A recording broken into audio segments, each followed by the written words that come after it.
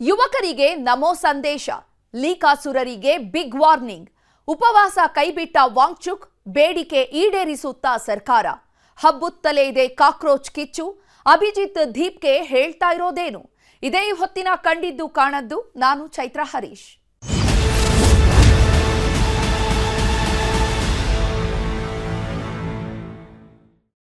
Neat ಸಂಘರ್ಷ, ವಿದ್ಯಾರ್ಥಿಗಳಿಗೆ ಸ್ಪಂದಿಸುತ್ತಿದೆ ಸರ್ಕಾರ. ಪ್ರಶ್ನೆ ಪತ್ರಿಕೆ ಸೋರಿಕೆ, ವಿದ್ಯಾರ್ಥಿಗಳ ಪ್ರತಿಭಟನೆ ಬಗ್ಗೆ ಮೋದಿ ಮಾತು. ಯುವಕರಿಗೆ ನಮೋ ಕೊಟ್ಟ ಸಂದೇಶ ಏನು? ಉಪವಾಸ ಕೈಬಿಟ್ಟ ಸೋನಂ ವಾಂಗ್ಚುಕ್ ಹೇಳಿದ್ದೇನು? ಕಾಕ್ರೋಚ್ಗಳ ಸಂಸ್ಥಾಪಕ ದೀಪ್ಗೆ ನಿರ್ಧಾರ ಏನು?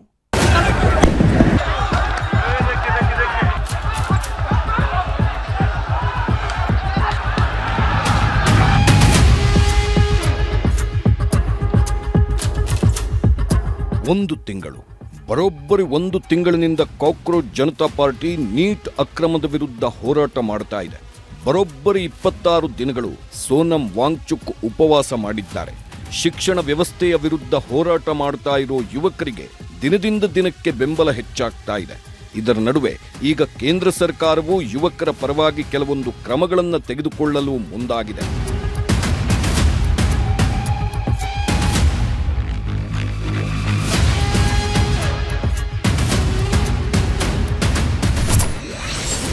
ಯುವಕರಿಗೆ ನಮೋ ಸಂದೇಶ, ಲೀಕಾಸುರರಿಗೆ ಬಿಗ್ ವಾರ್ನಿಂಗ್. ಉಪವಾಸ ಕೈಬಿಟ್ಟ ವಾಂಗ್ಚುಕ್, ಬೇಡಿಕೆ ಈಡೇರಿಸುತ್ತಾ ಸರ್ಕಾರ. ಹಬ್ಬುತ್ತಲೇ ಇದೆ ಕಾಕ್ರೋಚ್ ಕಿಚ್ಚು. ಅಭಿಜಿತ್ ದೀಪ್ಗೆ ಹೇಳ್ತಿರೋದೇನು?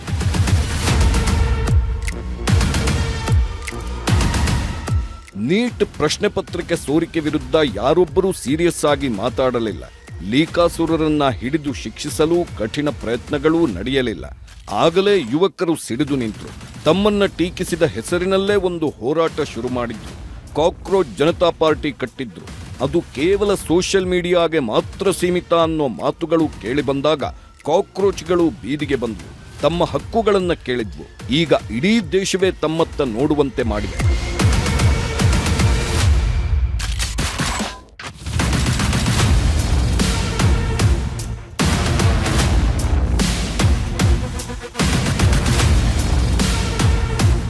ಲಾಠಿ ಏಟಿಗೂ ಬಗ್ಗಲಿಲ್ಲ, ರಕ್ತ ಸುರಿದರೂ ಹೆದರಲಿಲ್ಲ, ಬೆದರಿಕೆಗಳಿಗೂ ಬಗ್ಗಲಿಲ್ಲ, ಶಿಕ್ಷೆಗೂ ಕುಗ್ಗಲಿಲ್ಲ. ಎದೆಯುಬ್ಬಿಸಿ ನಿಂತರು. ಲಾಠಿ ಬೀಸಿದವರನ್ನೇ ಹಿಮ್ಮೆಟ್ಟಿಸಿದ್ರು. ಮೌನವಾಗಿ ಇದ್ದವರನ್ನೆಲ್ಲ ಮಾತಾಡುವಂತೆ ಮಾಡಿದ್ರು. ಈಗ ಸಿಜೆಪಿ ಹೋರಾಟ ಇಡೀ ದೇಶದ ಗಮನ ಸೆಳೆದಿದೆ. ಅಲ್ಲಿಗೆ ದೇಶದ ಮೂಲೆ ಮೂಲೆಗಳಿಂದ ಯುವಕರು ಹೋಗ್ತಾ ಇದ್ದಾರೆ. ಸಿನಿಮಾ ನಟರು, ಕ್ರೀಡಾಪಟುಗಳು, ಹೋರಾಟಗಾರರು ವಿದ್ಯಾರ್ಥಿಗಳಿಗೆ ತಮ್ಮ ಬೆಂಬಲ ಸೂಚಿಸ್ತಾ ಇದ್ದಾರೆ. ದೆಹಲಿಯ ಜಂತರ್ ಮಂತರ್ನಲ್ಲಿ ಶುರುವಾದ ಹೋರಾಟ ಈಗ ಇಡೀ ದೇಶಕ್ಕೆ ಹಬ್ಬಿದೆ. ವಿದ್ಯಾರ್ಥಿಗಳ ಪರವಾಗಿ ಪ್ರತಿ ರಾಜ್ಯಗಳಲ್ಲೂ ಪ್ರತಿಭಟನೆಗಳು ನಡೆಯುತ್ತಾ ಇವೆ.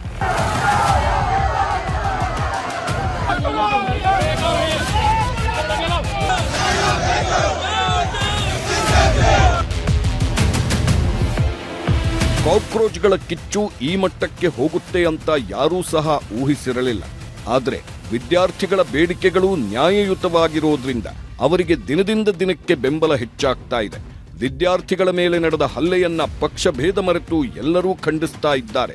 ಕೆಲವೊಂದು ಸಂದರ್ಭಗಳಲ್ಲಿ ವಿದ್ಯಾರ್ಥಿಗಳು ತಾಳ್ಮೆ ಕಳೆದುಕೊಂಡು ವರ್ತಿಸಿದ್ದು ಅದನ್ನೂ ಸಹ ತಪ್ಪು ಅಂತ ತಿಳಿ ಹೇಳ್ತಾ ಇದ್ದಾರೆ. ಇದರ ನಡುವೆ ಸರ್ಕಾರವು ಹೋರಾಟ ನಿರತ ವಿದ್ಯಾರ್ಥಿಗಳ ಜೊತೆಗೆ ಮಾತಾಡಲು ಹಲವು ಬಾರಿ ಪ್ರಯತ್ನಿಸಿದೆ.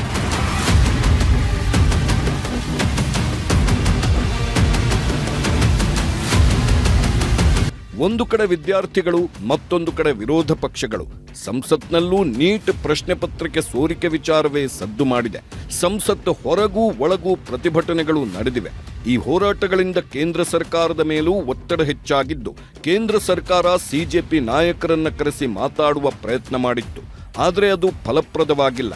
ಅದಕ್ಕೆ ಈಗ ನಾವು ವಿದ್ಯಾರ್ಥಿಗಳಿಗೆ ವಿರೋಧವಾಗಿಲ್ಲ, ವಿದ್ಯಾರ್ಥಿಗಳ ಭವಿಷ್ಯಕ್ಕಾಗಿ ಏನು ಬೇಕಾದರೂ ಮಾಡಲು ಸಿದ್ಧ ಅಂತ ಸ್ವತಃ ಪ್ರಧಾನಿ ಮೋದಿಯೇ ಮುಂದೆ ಬಂದಿದ್ದಾರೆ. ನೀಟ್ ಮತ್ತು ಪ್ರತಿಭಟನೆ ಬಗ್ಗೆ ಮಾತಾಡಿದ್ದಾರೆ.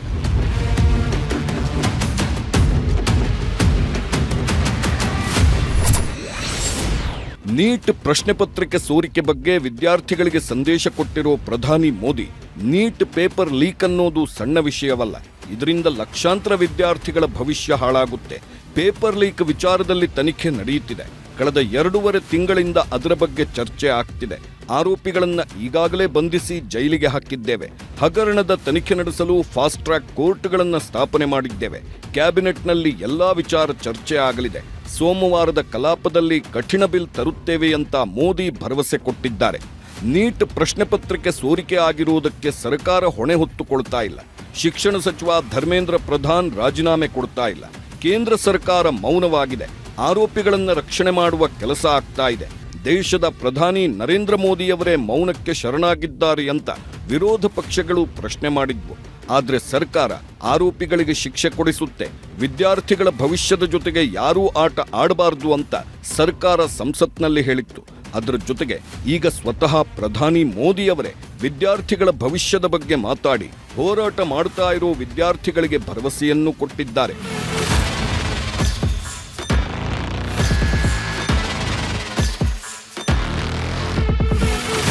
ನೀಟ್ ಪ್ರಶ್ನೆ ಪತ್ರಿಕೆ ಸೋರಿಕೆ ವಿಚಾರವನ್ನ ಸರ್ಕಾರ ಎಷ್ಟು ಸೀರಿಯಸ್ ಆಗಿ ತೆಗೆದುಕೊಂಡಿದೆ, ಇದುವರೆಗೆ ಏನೆಲ್ಲ ಮಾಡಲಾಗಿದೆ, ಪ್ರಶ್ನೆ ಪತ್ರಿಕೆ ಸೋರಿಕೆ ತಡೆಯಲು ಏನೆಲ್ಲ ಮಾಡಬಹುದು ಅನ್ನೋದನ್ನ ಪ್ರಧಾನಿ ಮೋದಿ ಹೇಳಿದ್ದಾರೆ. ಸರ್ಕಾರ ಪ್ರಶ್ನೆ ಪತ್ರಿಕೆ ಸೋರಿಕೆ ವಿಚಾರವನ್ನ ಗಂಭೀರವಾಗಿ ಪರಿಗಣಿಸಿದೆ. ಇದು ಸಣ್ಣ ವಿಷಯವಲ್ಲ. ವಿದ್ಯಾರ್ಥಿಗಳ ಒಳಿತಿಗೆ ಏನೆಲ್ಲ ಮಾಡಬೇಕೋ ಅದನ್ನೆಲ್ಲ ಮಾಡುತ್ತೇವೆ. ಫಾಸ್ಟ್ ಟ್ರ್ಯಾಕ್ ಕೋರ್ಟ್ ಮಾಡಲಾಗಿದ್ದು ತಪ್ಪಿತಸ್ಥರಿಗೆ ಕಠಿಣ ಶಿಕ್ಷೆ ಆಗುತ್ತೆ ಅನ್ನೋ ಭರವಸೆ ಕೊಟ್ಟಿದ್ದಾರೆ.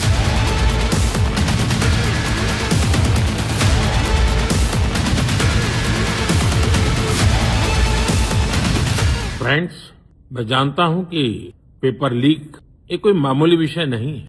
लाखों विद्यार्थी और उनके अभिभावकों के लिए बहुत ही पीड़ादायक, और इसलिए पेपर लीक घटना से अब तक पिछले 2.5 महीनों में अनेक विध कदम उठाए गए. गुनहगारों को पकड़ा गया है, वे जेल में पड़े हैं. हमारा सबसे महत्वपूर्ण जिम्मा था कि विद्यार्थियों का 1 वर्ष बर्बाद न हो. तत्काल परीक्षाएं लेना बहुत जरूरी था. सरकार ने अभी पूरी शक्ति का उपयोग करके कम से कम समय में 22 लाख जितने विद्यार्थियों के एग्जाम हो जाए, इसका प्रबंध किया. और अभी 5-6 दिन पहले 19 तारीख को रिजल्ट भी आ गया और देश भर में उत्तीर्ण हो गए विद्यार्थियों की खुशियों की खबरें भी आ रही है.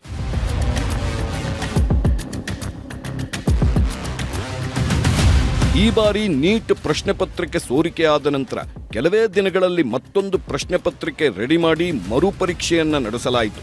ಆ ಪರೀಕ್ಷೆ ಯಾವುದೇ ಲೀಕ್ ಇಲ್ಲದೆ ಸುಸೂತ್ರವಾಗಿ ನಡೆದಿತ್ತು ಮತ್ತು ಫಲಿತಾಂಶವೂ ತುಂಬಾ ಬೇಗನೆ ಹೊರಬಿದ್ದಿತ್ತು. ಆ ಮರುಪರೀಕ್ಷೆ ಮತ್ತು ಫಲಿತಾಂಶದ ಬಗ್ಗೆ ಸಾಕಷ್ಟು ವಿದ್ಯಾರ್ಥಿಗಳು ಸಂತಸ ವ್ಯಕ್ತಪಡಿಸಿದ್ದಾರೆ. ಆದರೆ ಈ ಮರುಪರೀಕ್ಷೆಯಿಂದ ಸಾಕಷ್ಟು ವಿದ್ಯಾರ್ಥಿಗಳು ತೊಂದರೆಯನ್ನೂ ಅನುಭವಿಸಿದ್ದಾರೆ. ಸುಮಾರು 20ಕ್ಕೂ ಹೆಚ್ಚು ವಿದ್ಯಾರ್ಥಿಗಳು ಈಗಾಗಲೇ ಪ್ರಾಣ ಕಳೆದುಕೊಂಡಿದ್ದಾರೆ. ಅದೆಷ್ಟೋ ವಿದ್ಯಾರ್ಥಿಗಳು ಡಿಪ್ರೆಷನ್ಗೆ ಹೋಗಿದ್ದಾರೆ.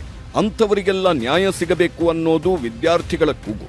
ಅದಕ್ಕೆ ಸಂಬಂಧಪಟ್ಟಂತೆಯೂ ಮೋದಿ ಮಾತಾಡಿದ್ದು, ಆರೋಪಿಗಳನ್ನು ಸುಮ್ಮನೆ ಬಿಡೋ ಪ್ರಶ್ನೆಯೇ ಇಲ್ಲ, ಇನ್ನು ಮುಂದೆ ಈ ರೀತಿ ಆಗದಂತೆ ನೋಡಿಕೊಳ್ತೀವಿ, ಅದಕ್ಕಾಗಿ ಹೊಸ ಕಾನೂನು ತರ್ತೀವಿ ಅಂತ ಭರವಸೆ ಕೊಟ್ಟಿದ್ದಾರೆ.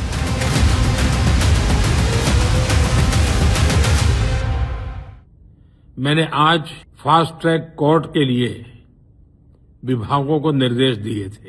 आज विभागों ने लगातार मेहनत करके देर रात मुझे मुसद्दा भी दे दिया. फास्ट ट्रैक कोर्ट और कठोर सजा के प्रावधान के साथ का ये मुसद्दा कैबिनेट में चर्चा होगी.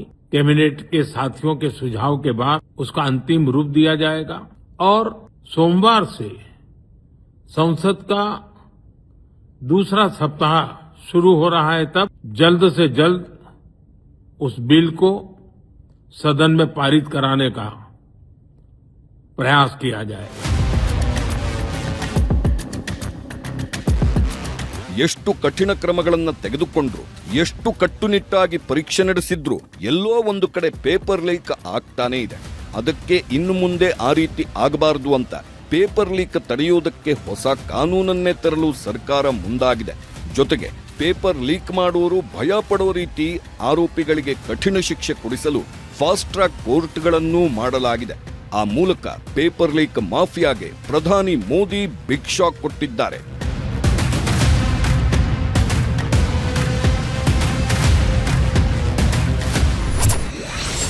ಉಪವಾಸ ಕೈಬಿಟ್ಟ ವಾಂಗ್ಚುಕ್ ಹೇಳಿದ್ದೇನು? ಸೋನಂ ಬೇಡಿಕೆಗಳನ್ನು ಈಡೇರಿಸಲು ಸರ್ಕಾರ ಒಪ್ಪಿಕೊಳ್ಳುತ್ತಾ? ಸಿಜೆಪಿ ಪ್ರತಿಭಟನೆ ದೇಶಾದ್ಯಂತ ಗೊತ್ತಾಗುವುದಕ್ಕೆ, ಸಿಜೆಪಿ ಪ್ರತಿಭಟನೆಗೆ ಒಂದು ಬೆಲೆ ಬರುವುದಕ್ಕೆ ಕಾರಣವಾಗಿದ್ದು ಸೋನಂ ವಾಂಗ್ಚುಕ್. ವಿಜ್ಞಾನಿ, ಕ್ಲೈಮೇಟ್ ಆಕ್ಟಿವಿಸ್ಟ್ ಆಗಿದ್ದ ಅವರು ವಿದ್ಯಾರ್ಥಿಗಳ ಪರವಾಗಿ ಹೋರಾಟಕ್ಕೆ ಇಳಿದಿದ್ರು. ನ್ಯಾಯ ಸಿಗೋವರೆಗೂ ಉಪವಾಸ ಇರ್ತೀನಿ ಅಂತ ಹೇಳಿ ಕಳೆದ 26 ದಿನಗಳಿಂದ ಉಪವಾಸ ಮಾಡಿದ್ರು. ಅವರು ಜಂತರ್ ಮಂತರ್ಗೆ ಬಂದು ವಿದ್ಯಾರ್ಥಿಗಳ ಜೊತೆ ಉಪವಾಸ ಕುಳಿತ ನಂತರ ಹೋರಾಟಕ್ಕೆ ಮತ್ತಷ್ಟು ಬಲ ಸಿಕ್ಕಿತ್ತು. ಜನರು ಹೆಚ್ಚಿನ ಸಂಖ್ಯೆಯಲ್ಲಿ ಜಮಾಯಿಸಲು ಶುರು ಮಾಡಿದ್ರು.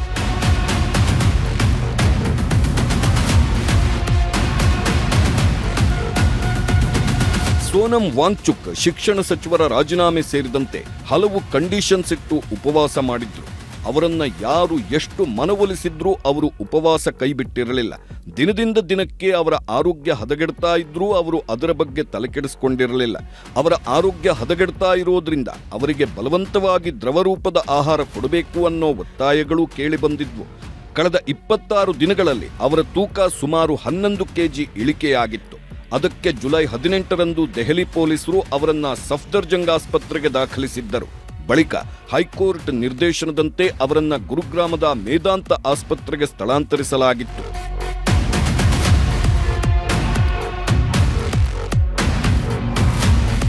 ಬರೋಬ್ಬರಿ 26 ದಿನಗಳ ಕಾಲ ಪಟ್ಟು ಬಿಡದೆ ಉಪವಾಸ ಸತ್ಯಾಗ್ರಹ ಮಾಡಿದ್ದ ಸೋನಂ ಕೊನೆಗೆ ಗುರುವಾರ ರಾತ್ರಿ ತಮ್ಮ ಉಪವಾಸವನ್ನ ಅಂತ್ಯಗೊಳಿಸಿದ್ದಾರೆ.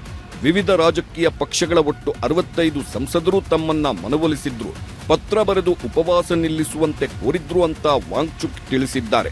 ತಾವು ಉಪವಾಸ ಇದ್ರೆ ದೇಶದಲ್ಲಿ ಸಂಭವಿಸಬಹುದಾದ ಹಿಂಸಾಚಾರವನ್ನ ಗಮನದಲ್ಲಿಟ್ಟುಕೊಂಡು ಉಪವಾಸ ಕೈಬಿಟ್ಟಿದ್ದೇನೆ ಹಾಗೂ ವಿವಿಧ ಷರತ್ತುಗಳ ಕುರಿತು ಸುದೀರ್ಘ ಮಾತುಕತೆಗಳ ಬಳಿಕ ಈ ನಿರ್ಧಾರ ಕೈಗೊಳ್ಳಲಾಗಿದೆ ಅಂತ ವಾಂಗ್ಚುಕ್ ತಿಳಿಸಿದ್ದಾರೆ.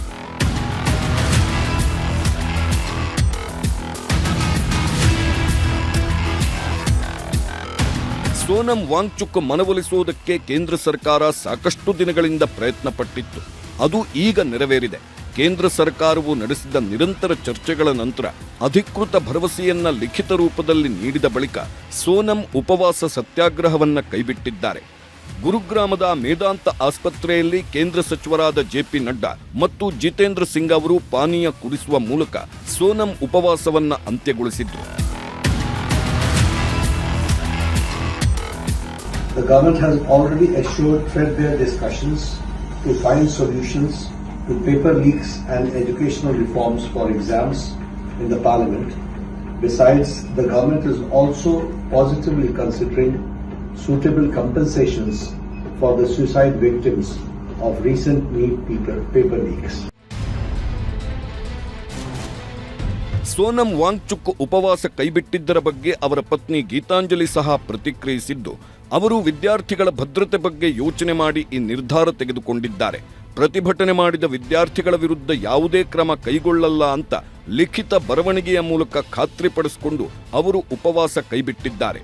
ಇನ್ನು ಪ್ರತಿಭಟನೆ ನಡೆಸಬೇಕಾ, ಮುಂದಿನ ಹಾದಿ ಯಾವುದು ಅನ್ನೋದನ್ನ ವಿದ್ಯಾರ್ಥಿಗಳೇ ನಿರ್ಧರಿಸುತ್ತಾರೆ ಅಂತ ಗೀತಾಂಜಲಿ ಆಂಗ್ಮೋ ಹೇಳಿದ್ರು.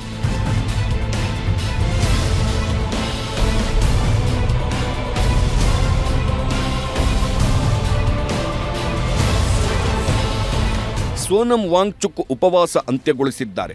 ಕೇಂದ್ರ ಸರ್ಕಾರ, ಪ್ರಧಾನಿ ಮೋದಿ ಸೇರಿದಂತೆ ಎಲ್ಲರೂ ಅವರ ನಿರ್ಧಾರವನ್ನ ಸ್ವಾಗತಿಸಿದ್ದಾರೆ. ವಾಂಗ್ಚುಕ್ ಉಪವಾಸ ಕೈಬಿಟ್ಟಿದ್ದನ್ನ ಸಿಜೆಪಿ ಸಹ ಸ್ವಾಗತ ಮಾಡಿದೆ.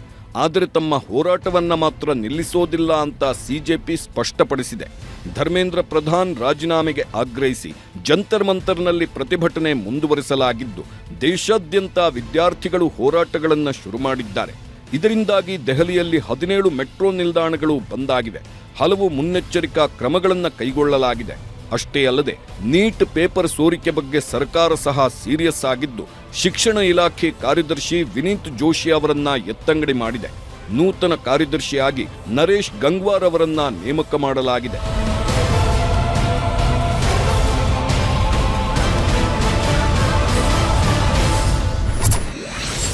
ಮೋದಿ ಮಾತಿನ ನಂತರವೂ ಉಭಯ ಸದನಗಳಲ್ಲಿ ಗದ್ದಲ. ಧರ್ಮೇಂದ್ರ ಪ್ರಧಾನ್ ರಾಜೀನಾಮೆಗೆ ಒತ್ತಾಯಿಸಿ ಹಲವೆಡೆ ಪ್ರತಿಭಟನೆ. ಮೋದಿ ಮಾತಾಡಿದ್ರು, ವಾಂಗ್ಚುಕ್ ಉಪವಾಸ ಬಿಟ್ರು. ಇನ್ನೇನು ಕಾಕ್ರೋಚ್ಗಳ ಕಿಚ್ಚು ತಣ್ಣಗಾಗಬಹುದು ಅಂತ ಎಲ್ಲರೂ ಅಂದುಕೊಂಡಿದ್ರು. ಆದ್ರೆ ಆ ರೀತಿ ಆಗಿಲ್ಲ. ಹೋರಾಟ ಮತ್ತಷ್ಟು ಜೋರಾಗಿದೆ. ವಿದ್ಯಾರ್ಥಿಗಳು ಮಾತ್ರವಲ್ಲದೆ ವಿಪಕ್ಷಗಳು ಹೋರಾಟಕ್ಕೆ ಧುಮುಕಿದ್ದು ಉಭಯ ಸದನಗಳಲ್ಲೂ ತೀವ್ರ ಹೋರಾಟ ಮಾಡಿದ್ದಾರೆ. ಲೋಕಸಭೆ ರಾಜ್ಯಸಭೆ ಎರಡರಲ್ಲೂ ನೀಟ್ ಗದ್ದಲ ಉಂಟಾಗಿದೆ. ಸಚಿವ ಧರ್ಮೇಂದ್ರ ಪ್ರಧಾನ್ ರಾಜೀನಾಮೆಗೆ ಆಗ್ರಹಿಸಿ ವಿಪಕ್ಷಗಳು ಗಲಾಟೆ ಗದ್ದಲ ಮಾಡಿದ್ವು. ವಿದ್ಯಾರ್ಥಿಗಳ ಮೇಲೆ ಲಾಠಿ ಬೀಸಿದವರ ವಿರುದ್ಧ ಕ್ರಮ ಆಗಬೇಕು, ಕೇಂದ್ರ ಸರ್ಕಾರ ವಿದ್ಯಾರ್ಥಿಗಳ ಕ್ಷಮೆಯಾಚಿಸಬೇಕು ಅಂತ ಆಗ್ರಹಿಸಿ ಲೋಕಸಭೆ ರಾಜ್ಯಸಭೆಯಲ್ಲಿ ಪ್ರತಿಭಟನೆ ಮಾಡಿ ಆಕ್ರೋಶ ವ್ಯಕ್ತಪಡಿಸಿದ್ರು.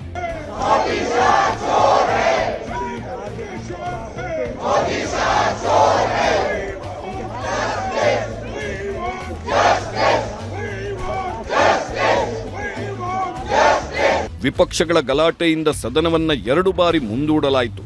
ಮಧ್ಯಾಹ್ನ 12 ಗಂಟೆಗೆ ಮತ್ತೆ ಸದನ ಶುರು ಮಾಡಲಾಯಿತು. ಆಗಲೂ ಸಹ ವಿಪಕ್ಷಗಳು ಗಲಾಟೆ ಮಾಡುವುದನ್ನ ನಿಲ್ಲಿಸಲಿಲ್ಲ. ಧರ್ಮೇಂದ್ರ ಪ್ರಧಾನ್ ರಾಜೀನಾಮೆಗೆ ಪಟ್ಟು ಹಿಡಿದ್ರು. ಇದರಿಂದ ಲೋಕಸಭೆ ಕಲಾಪವನ್ನ ಸೋಮವಾರಕ್ಕೆ ಮುಂದೂಡಿಕೆ ಮಾಡಲಾಯಿತು. ಕೇಂದ್ರ ಸರ್ಕಾರ ಎಲ್ಲಾ ರೀತಿಯ ಚರ್ಚೆಗೆ ಸಿದ್ಧವಿದೆ ಅಂತ ಸಚಿವ ಕಿರಣ್ ರಿಜಿಜು ಹೇಳಿದ್ರೂ ಗಲಾಟೆ ನಿಲ್ಲಲಿಲ್ಲ. ಸಚಿವರ ಹೇಳಿಕೆ ಮಧ್ಯೆಯೂ ಗಲಾಟೆ ಮುಂದುವರೆದಿದ್ದರಿಂದ ಕಲಾಪವನ್ನ ಮುಂದೂಡಲಾಯಿತು. ಅತ್ತ ರಾಜ್ಯಸಭೆಯಲ್ಲೂ ನೀಟ್ ವಿಚಾರವೇ ಸದ್ದು ಮಾಡಿ ಅಲ್ಲೂ ಸಹ ಕಲಾಪವನ್ನ ಮುಂದೂಡಲಾಯಿತು. ಸದ್ಯ ಸಿಜೆಪಿ ರೀತಿ ವಿಪಕ್ಷಗಳು ಬೇಡಿಕೆಗಳನ್ನ ಮುಂದಿಟ್ಟು ಸರ್ಕಾರದ ವಿರುದ್ಧ ಪ್ರತಿಭಟನೆ ಮಾಡ್ತಾ ಇವೆ. ಕೇಂದ್ರ ಸರ್ಕಾರದ ಮುಂದೆ ಪ್ರಮುಖವಾಗಿ 3 ಬೇಡಿಕೆಗಳನ್ನ ಇಟ್ಟಿವೆ.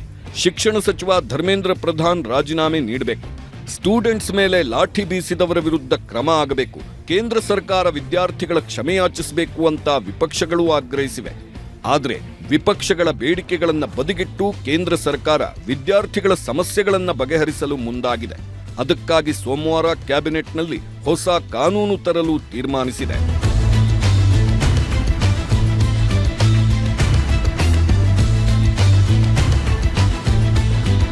ಪೇಪರ್ ಲೀಕ್ ತಡೆಯಲು ಕಠಿಣ ಕಾನೂನು ಕ್ರಮ. ಸಾರ್ವಜನಿಕ ಪರೀಕ್ಷೆಗಳ ಕಾಯ್ದೆ 2024ಕ್ಕೆ ತಿದ್ದುಪಡಿ. ಹೇಗಿರುತ್ತೆ ಹೊಸ ಕಾನೂನು? ತಪ್ಪು ಮಾಡಿದವರಿಗೆ ಏನೆಲ್ಲ ಶಿಕ್ಷೆ? ನೋಡೋಣ ಒಂದು ಬ್ರೇಕ್ ಆದ್ಮೇಲೆ.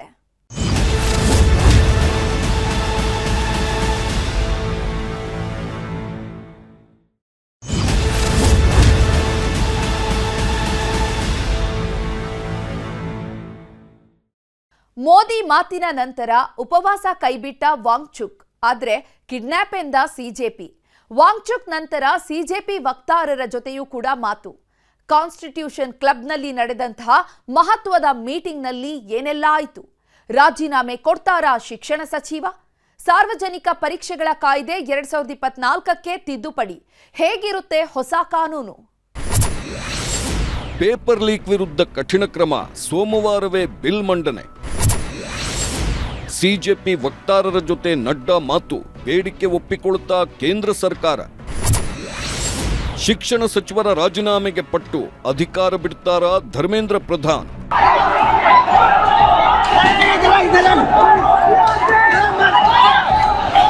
ಎಸ್, ಸೋನಂ ವಾಂಗ್ಚುಕ್ ಬಳಿಕ ಸಿಜೆಪಿ ಜೊತೆ ಕೇಂದ್ರದ ನಾಯಕರು ಚರ್ಚೆ ಮಾಡಿದ್ದಾರೆ.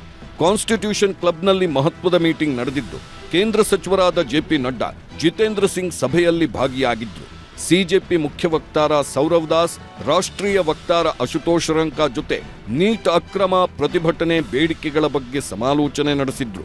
ಶನಿವಾರ ಸಿಜೆಪಿ ಜೊತೆ ಮತ್ತೊಂದು ಸುತ್ತಿನ ಸಭೆ ನಡೆಯಲಿದ್ದು ಈ ಸಭೆ ಬಳಿಕ ಅಂತಿಮ ನಿರ್ಧಾರ ಪ್ರಕಟವಾಗುವ ಸಾಧ್ಯತೆ ಇದೆ. ಸಭೆ ಬಳಿಕ ಕೇಂದ್ರ ಸಚಿವ ಜೆಪಿ ನಡ್ಡಾ ಸಹ ಶನಿವಾರದ ಸಭೆಯ ಬಳಿಕ ಎಲ್ಲವೂ ತೀರ್ಮಾನ ಆಗಲಿದೆ ಅಂತ ಹೇಳಿದ್ದಾರೆ. ಸದ್ಯ ಯಾವ ಚರ್ಚೆಗೆ ಹೋದ್ರೂ ಸಿಜೆಪಿ ಪ್ರಮುಖವಾಗಿ 3 ಬೇಡಿಕೆಗಳನ್ನ ಮುಂದಿಡ್ತಾ ಇದೆ. ಅದರಲ್ಲಿ ಒಂದು, ಪ್ರತಿಭಟನಾಕಾರರ ಮೇಲೆ ಹಾಕಿರುವ ಕೇಸ್ ವಾಪಸ್ ಪಡೆಯಬೇಕು. ಎರಡನೆಯದ್ದು, ಮೃತರ ಕುಟುಂಬಕ್ಕೆ ತಲಾ 1 ಕೋಟಿ ರೂಪಾಯಿ ಪರಿಹಾರ ಕೊಡಬೇಕು. ಮೂರನೆಯದ್ದು, ಸಚಿವ ಧರ್ಮೇಂದ್ರ ಪ್ರಧಾನ್ ರಾಜೀನಾಮೆ ನೀಡಬೇಕು ಅನ್ನೋದು. ಮೊದಲ 2 ಬೇಡಿಕೆಗಳನ್ನ ಈಡೇರಿಸಲು ಕೇಂದ್ರ ಸರ್ಕಾರ ಸಿದ್ಧವಾಗಿದ್ರೂ ಸಹ ಸಚಿವರ ರಾಜೀನಾಮೆ ಬಗ್ಗೆ ಮಾತ್ರ ಕೇಂದ್ರ ಸರ್ಕಾರ ಒಪ್ಪಿಕೊಳ್ತಾ ಇಲ್ಲ. ಇದರಿಂದ ಚರ್ಚೆಗಳು ಫಲಪ್ರದ ಆಗ್ತಾ ಇಲ್ಲ. ಆದರೆ ಶನಿವಾರದ ಸಭೆಯಲ್ಲಿ ಕೇಂದ್ರ ಸರ್ಕಾರ ಮಹತ್ತರ ತೀರ್ಮಾನ ಕೈಗೊಳ್ಳಬಹುದು ಅಂತ ಹೇಳಲಾಗ್ತಾ ಇದೆ.